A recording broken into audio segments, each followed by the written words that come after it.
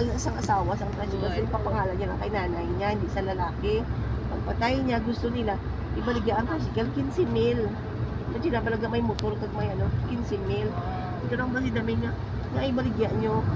May gani may muna para may pangabuyan, may pang-adlaw-adlaw nga ihatag siya kay kay Yvette.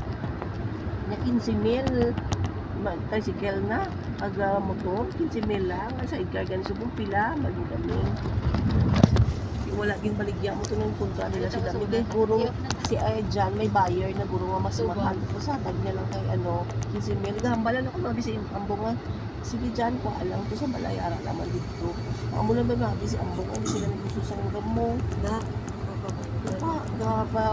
uulan siya pag ni naanad lang guro sila ba kita na niya clips na. Oo, pati si Yvette, ang bagay na ini, sa mga barkada, yung si Galomo, kasi pakaysa ni Buka. Nagpulit ka di para lang ipabarangay si nanay mo. Ipulian yung gate para ibarangay na si nanay. Yung tungod silang lupa nyo na. Pila man lang na. Kabali, dami nga wala siya na huya. Minga. Kani.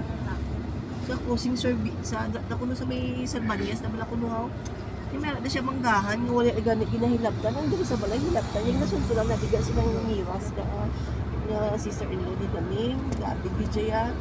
Hindi ng asawa yung man Bali naman yan, ka na mag-wonder, may kayo sila galing ng mga lalaki, agay na nag-araway. Hindi mo ginanano siya nung malam na si nanay niyo, may panayatan niya. Mo pa na yung problema yan, tagal yung sinanay ng problema. Umuya sa barangay, kinakadlawa na sila sa barangay. Uwi na sila ganit parinti. Napakaisa niya kung raya, tanan. Ni Mario, pag nila dyan. Kasi dyan sa pugang malaam na tsuraya. Eh gusto din sa asawa yan, guro ang mga parte, ihatag sa ila. Kaya mo na, yung patunga nila, kaya para ihatag kay Jan ga kaya magdaog sila ang asawa ni Jan ni Pailipay kaya pinakaparting iya ni Pearly makanto sa iya ang kay Manong niya makanto sa iya ang iya pa